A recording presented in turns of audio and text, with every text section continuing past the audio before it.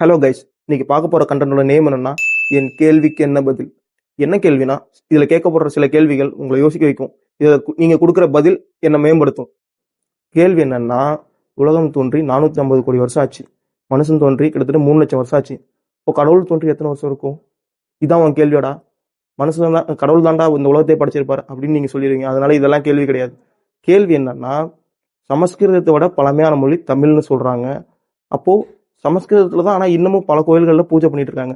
சமஸ்கிருதம்ன்ற மொழி தோன்றதுக்கு முன்னாடி அப்போ கடவுளை எந்த மொழியில வழிபட்டு இருப்பாங்க? இதுதான் என் கேள்வி.